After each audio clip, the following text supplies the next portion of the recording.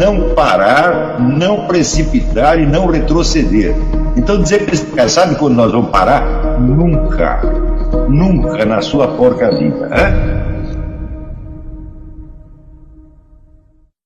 O canal tranquilo? Então, na nossa comunidade do YouTube a gente sempre deixa alguma postagem juntamente com alguns links de livros para vocês adquirirem. E também deixamos sempre aqui nos comentários e na descrição do vídeo nossas redes sociais. Então se inscreva no canal, siga a gente nas redes sociais e quem puder apoie o nosso canal financeiramente. Temos Pix, Vaquinha, Apoios e temos nosso conto também para quem quiser nos ajudar. Tranquilo? É isso aí. Sempre com Deus, pátria, família e liberdade por um Brasil melhor. Valeu!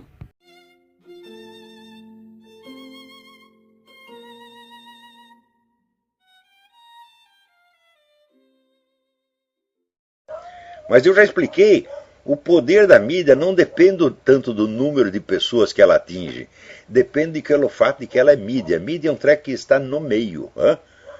Mídia é aquela área, tá certo? Onde todo mundo vê e todo mundo vê o que os outros estão vendo.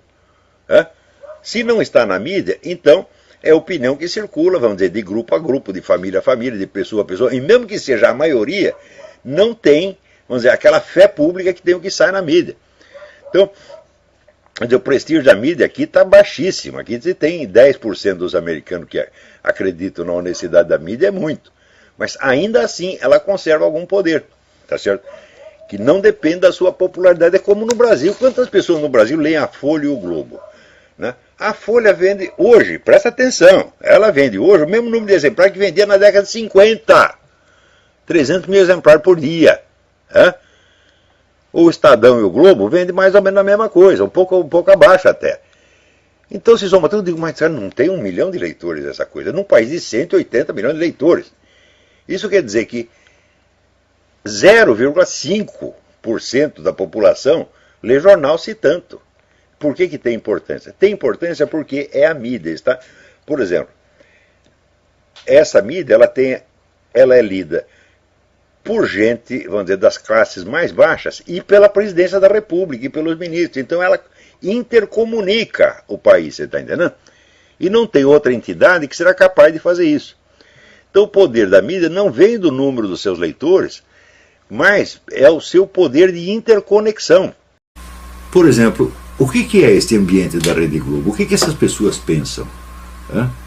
Como é que alguém faz para subir na vida dentro da Rede Globo? Para quantas pessoas tem que dar? Pouco importante se você é homem ou mulher. Existe algum romance que trata disso? Existe algum filme que trata disso? Fala, como? Não tem nenhum.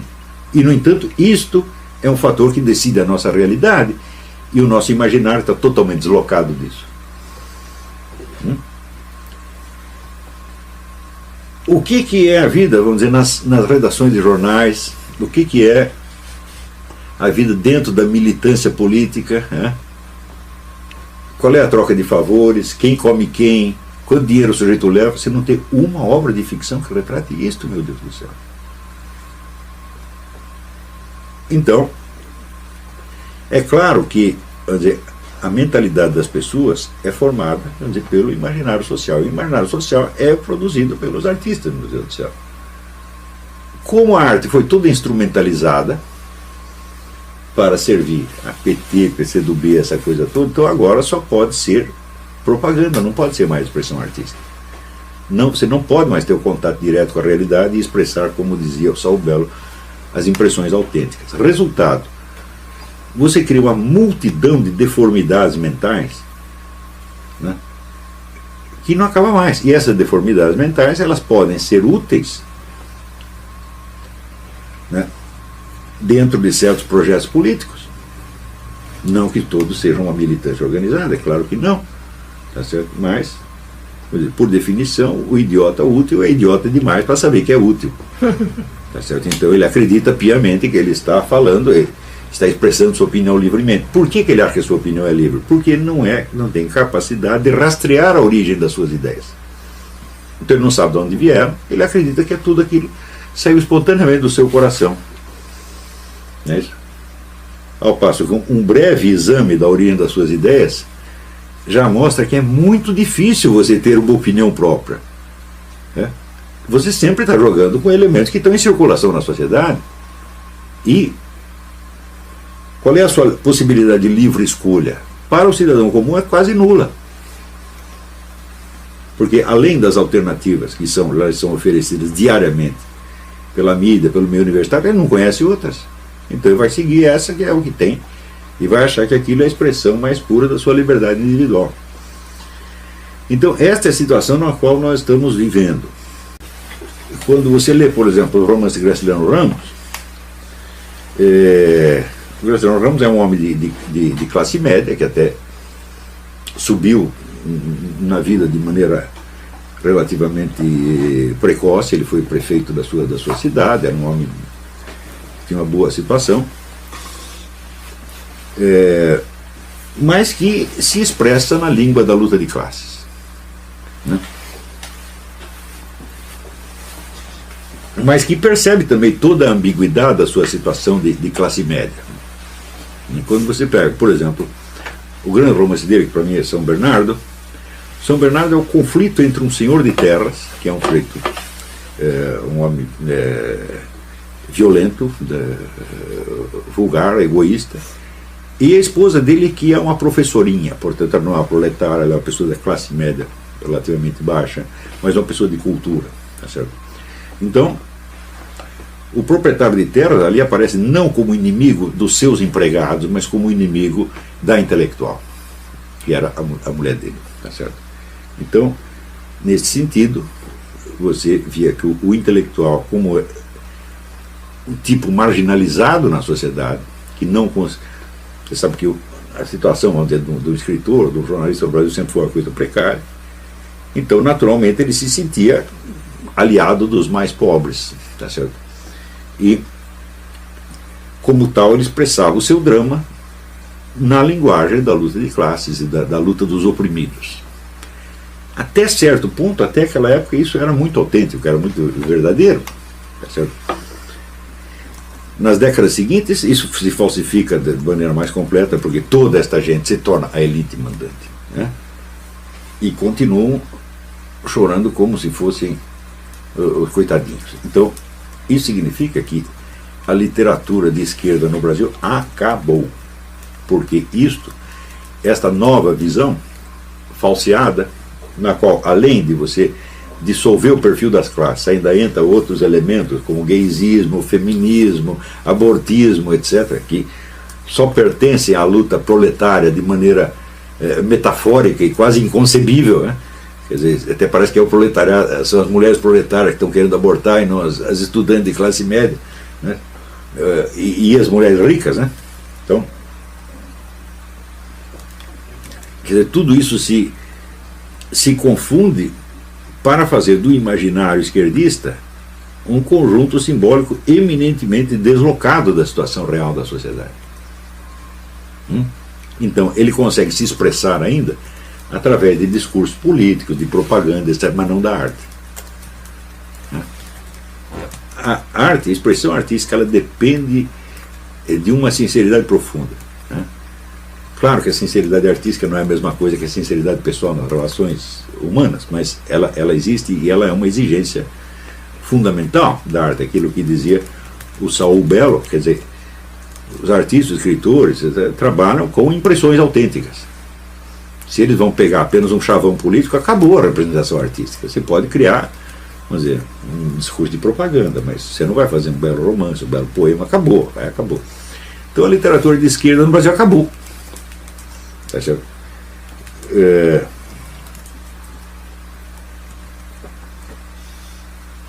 Eu acho que a sua última expressão, mais ou menos legítima, foi o romance do Ledo Ivo, que chama A Morte do Brasil, que é dos anos 80, mas o Ledo Ivo, quando escreveu isso, já era muito velho, então ele é um homem da década de 60 ainda, né?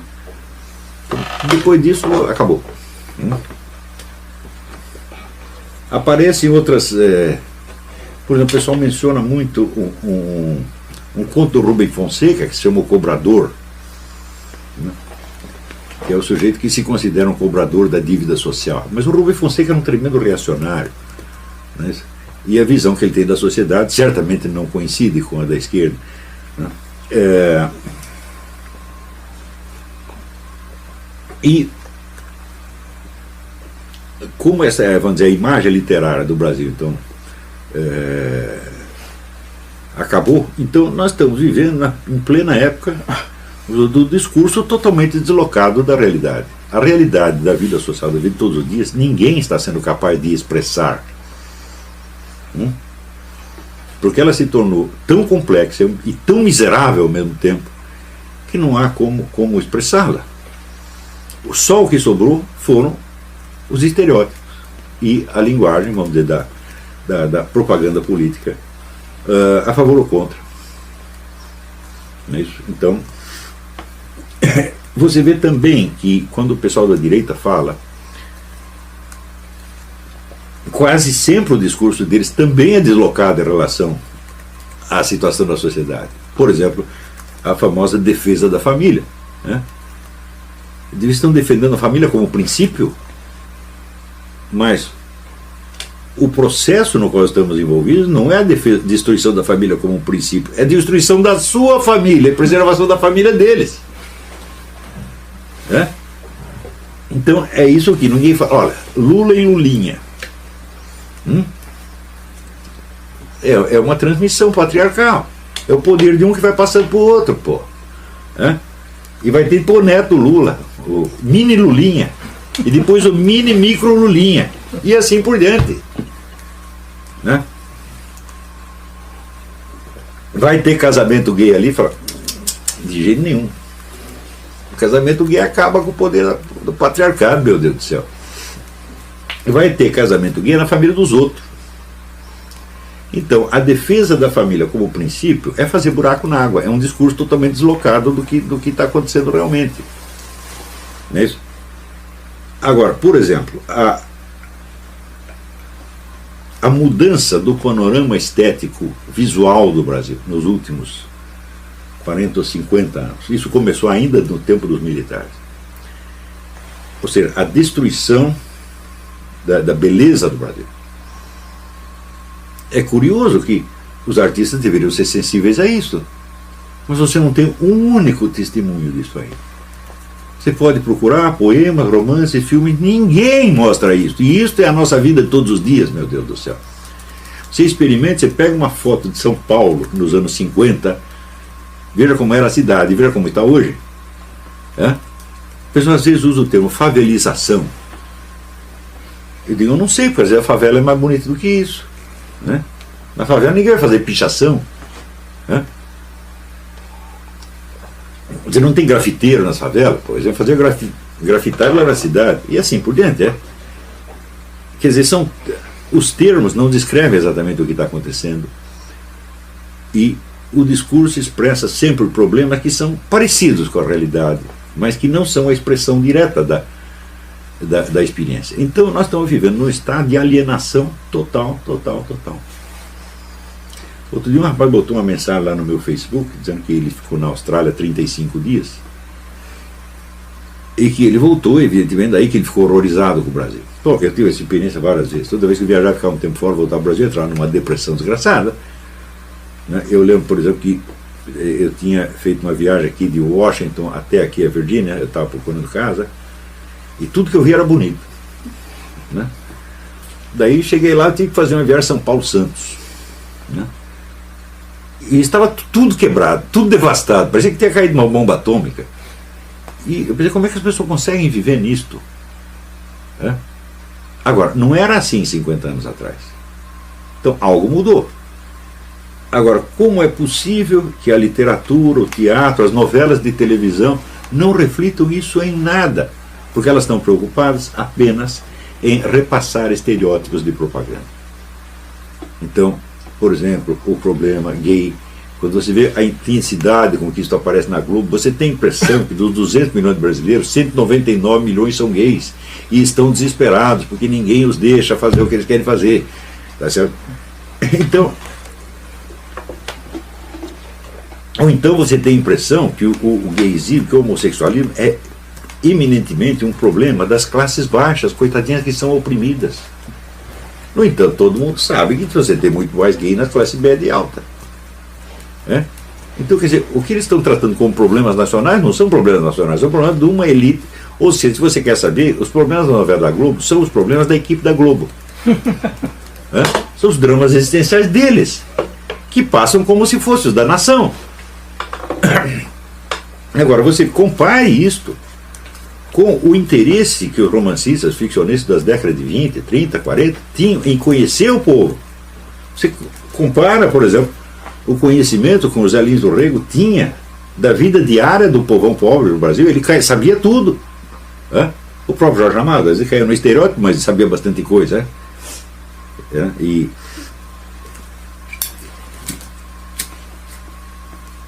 muito do que tem na obra dele é descrição autêntica, é expressão autêntica da vida nacional. O Graciliano Ramos e outros tantos.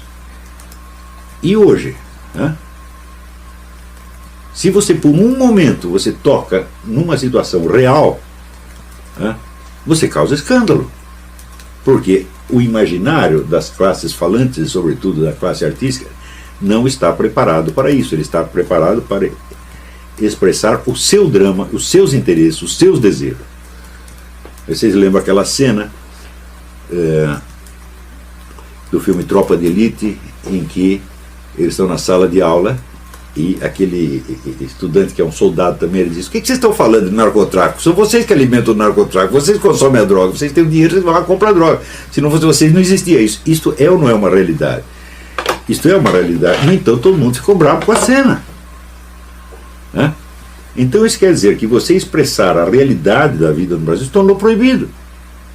Então é por isso que acabou a arte, meu Deus do céu. Ela só acerta quando se engana, como foi o caso do filme Tropa de Elite. O cara cometeu um erro e tem uma cena real. Também o cara que fez o Cidade de Deus, o que é? O garoto está num meio urbano totalmente corrompido, violento, sob o domínio do banditismo e tal. E aonde que ele vai encontrar abrigo? Ele volta para o interior, onde só tem aquelas velhinhas rezando. Eu assisti e falei: mas esse é o filme mais reacionário que eu já assisti na minha vida. Ele está dizendo: o Brasil moderno é só corrupção e só o que resta de bom são as velhinhas que estão rezando lá no interior. O que é verdade. Cidade de Deus não, perdão, Central do Brasil. Errei. Cidade de Deus eu não assisti. É Central do Brasil. E o que aconteceu? Ninguém comentou que o sentido do filme era esse. Ele disse: esse filme é uma apologia do velho Brasil.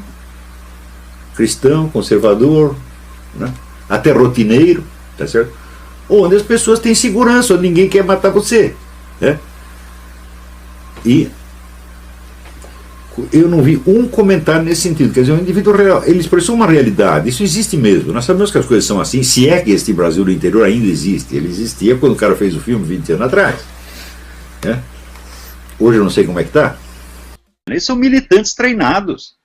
É verdade. Tá entendendo? A barra está muito pesada, viu? Está pesadíssima. Nós estamos, quer dizer, eles já exercem o controle da opinião.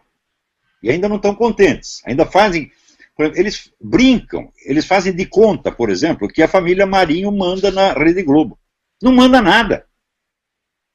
Pois eu vou lhe contar um exemplo de um milico que durante o regime militar, não é agora, descobriu lá 18 agentes comunistas num jornal do Rio Grande do Sul. Não vou dizer qual jornal que era.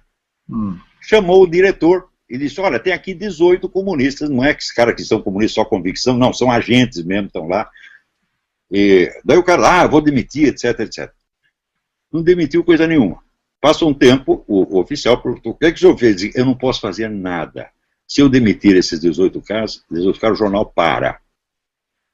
Então, assim, quem manda na redação é o comitê de comunista que está lá dentro. Isso é assim há mais de 40 anos. No tempo dos milicos já era assim. Eu estava lá e eu vi. Eu participei dessas coisas. Todas... da Globo, por exemplo, os Marinhos, o que é que eles faziam? Eles davam lá um espaço para o Amaral Neto puxar o saco do governo. Então, naquele programa Amaral Neto, eles puxavam o saco, falavam maravilhas do governo. E o restante da programação era só mensagem comunista o tempo todo. Eram novelas de Dias Gomes, né? Dias Gomes, você tinha a comissão ali que avaliava os projetos de novela. em primeiro lugar, tinha que ser aprovado do ponto de vista ideológico. Se passar do ponto de vista ideológico, então vamos dizer, avaliado do ponto de vista artístico, mercadológico, etc, etc. Era o Dias Gomes e a Janete Claire, militantes históricos do Partido Comunista. Nada no Brasil se faz sem a Rede Globo, que chega a ter 70% da audiência, que é um fenômeno que você conta aqui para o americano, eles acham que você está mentindo. Porque aqui, vamos dizer, se você pegar um canal grande, né, CNN, NBC, tem 1, 2, quando chega a 3% da audiência é uma festa. Quer dizer, o negócio está muito mais distribuído, sem falar no rádio, né? Agora, a Globo é rádio, jornal, televisão, é tudo. Quer dizer, ocupa o espaço inteiro, então é um negócio absolutamente totalitário. E aquilo é uma elite de umas 20, 30 pessoas. 20, que elite? Chamar de elite é até elogio. Né? É um grupo de 20 ou 30 pessoas que determina o que o brasileiro vai pensar, o que vai imaginar, o que vai sentir, e molda as opiniões assim em linha industrial. Né? Então, como é que pode ter um fenômeno desse?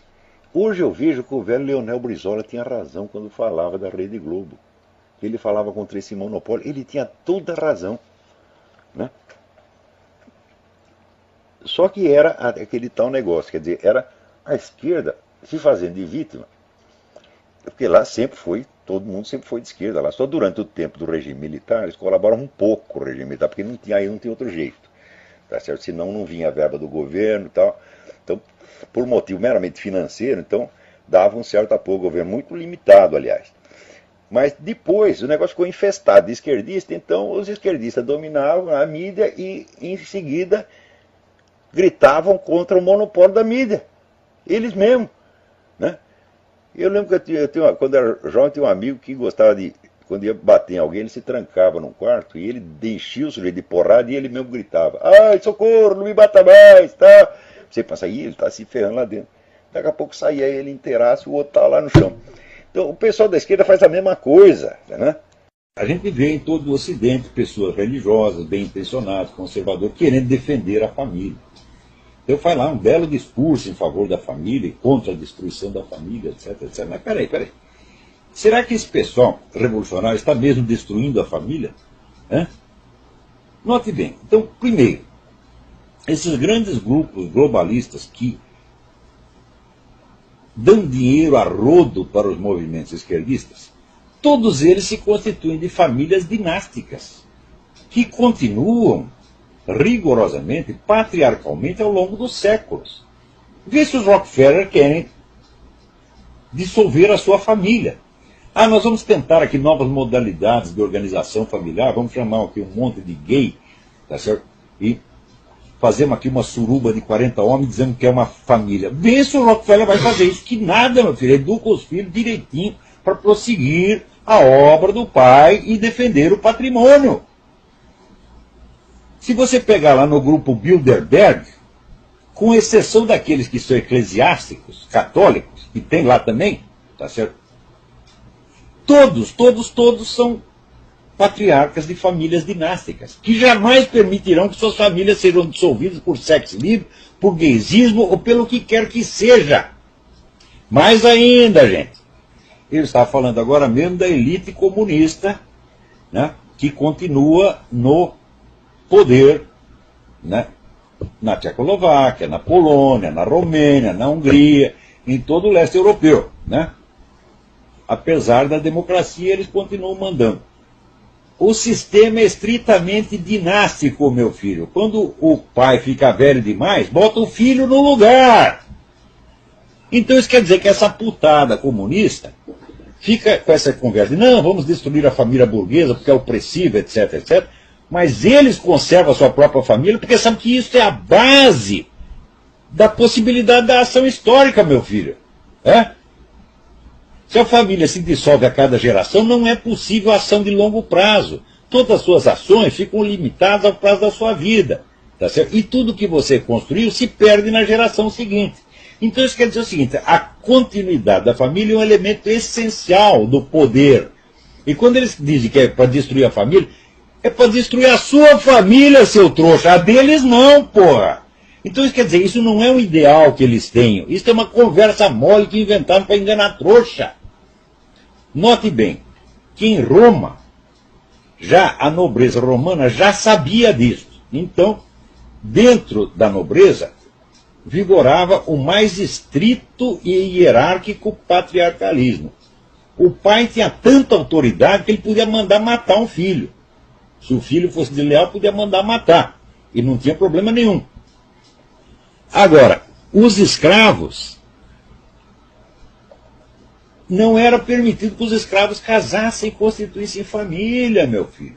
A procriação era feita em gigantescas surubas. Reunia um monte de homem e mulher num negócio do tamanho do estádio do Maracanã e todo mundo comia todo mundo, tá entendendo? E daí ninguém sabia quem era filho de quem. E assim foi durante séculos. Pô. Foi a influência da igreja que conquistou para os escravos o direito de casar. E a partir do momento que podia casar, então naturalmente podia legar sua propriedade aos filhos. Então quer dizer, a família sustentava a propriedade e não ao contrário, como dizia essa besta do Karl Marx. Os escravos primeiro adquiriram o direito de casar, né? E depois, em função do casamento, também o direito de legar, ainda que fosse um pouquinho, uma terra pequenininha, né? Ou um arado, um boi, uma vaca, um bode, um carneiro, né? Um cachorro, legar para o filho. Então aí começaram a ter algum poder, começaram a ter direito de voz e voto, que fez então, vamos dizer, do campesinato medieval uma força política tremenda, capaz de aterrorizar. Às vezes quando o campesinato se revoltava, toda a nobreza ficava aterrorizada. Tem até um filme muito interessante que chama O Tirano da Aldeia, Michel Kohlhaas. É tirado de uma história de Heinrich von Kleist, do senhor que primeiro inventou o pedágio. Porque hoje não está tão acostumado a pagar pedágio, você passa numa estrada, paga 10 pedágios, né? O cara inventou, um proprietário de terra inventou o pedágio e lá vinha então o camponês trazendo seu cavalinho, né? Os caras, tem que pagar. Não pago. Daí tomaram os cavalos deles. Eles disseram, tomaram meus cavalos. Daí ele armou uma encrenca, começou a tocar fogo em tudo, aterrorizou metade da Alemanha. Isso era, então, já o campesinato medieval, que tinha consciência de seus bens, consciência dos seus valores, que ele pretendia legar aos seus filhos. Isso tudo começou com a família. Então significa o seguinte, continuidade familiar é poder, sobretudo é poder de ação a longo prazo. Então, os nobres, os senhores, os doutores, os ricos sempre souberam disso, então conservam suas famílias. Conserva sua família e convence o outro. Ô idiota, aqui ó, seu pai está te oprimindo, você destrói a família, né? Leva lá um monte de puta, põe dentro de casa, diz que é sua família, faz uma suruba, né? Chama aí a turma da parada gay e diz que é família, né? Pega lá a sauna, né? Antigamente tinha a sauna do Hotel Danúbio, que era famoso, tem um aluno meu que ia lá e dizia, hoje dei para 40 homens. Né? E, então a sauna do Hotel Danúbio vira o quê? Uma família. São novas modalidades de estrutura familiar, como falam esses patetas da USP, da PUC, esses vagabundos que vocês pagam com dinheiro público para botar merda na sua cabeça, porra, para te ensinar o contrário do que acontece. E você ainda chama de senhor doutor, né? Então, os ricos, os poderosos, inventam essa conversa para enganar vocês. Dissolva a sua família, seja livre. Seja livre quer dizer, desvincule-se da instituição familiar, tá sendo onde tem um pai que pode te legar propriedades, no mínimo vai te legar um nome, vai te legar o fruto dos seus esforços, e se transforma num átomo solto, né, que hoje está indo para a cama com a fulaninha, amanhã com a outra fulaninha, e depois com o fulaninho, e depois com o cachorro, com o gato, com o bode, com o que você quiser, tá certo? E daí você fica sem esse substrato familiar, sem o seu apoio familiar, e você vira mais um átomo solto, enquanto nós aqui somos a força organizada. Quer dizer, a força organizada, unificada, constante, contra um monte de mosquitinho solto no ar. É isso que eles querem, porra! Então você defender, teoricamente, a instituição da família não significa nada, porque você não está discutindo com um idealista utópico que acredita no que está falando. Claro que no movimento revolucionário sempre tem os idiotas úteis que acreditam. Mas os chefes, os líderes, os ideólogos nunca acreditaram nessa porra. Né? Você vai me desenganar que Herbert Marcuse, Max Horkheimer, tá certo? Theodor Adorno acreditavam nessa pataquada, mas o que é isso? Você já viu o Max Horkheimer, o Theodor Adorno, participar de uma suruba? Mas nunca. Tinham suas famílias organizadinhas, cuidavam dos seus bens. Aliás, Max Horkheimer, que vivia falando da exploração capitalista, era o maior explorador capitalista. Pagava salário de fome para todo mundo que trabalhava no instituto lá de Frankfurt. Quem conta isso? Herbert Marcuse, que era o único pobre que tinha ali, né? Claro que tinha os funcionários e tal, tinha dinheiro, mas dos intelectuais, o único pobre era o Herbert Marcuse. E o Horkheimer forçava ele a trabalhar, tá certo? Na base do pão e água. Então, vê se algum desses desperdiçou a vida dele, né? Trepando com todo mundo, praticando sexo livre, mas nenhum é louco, porra!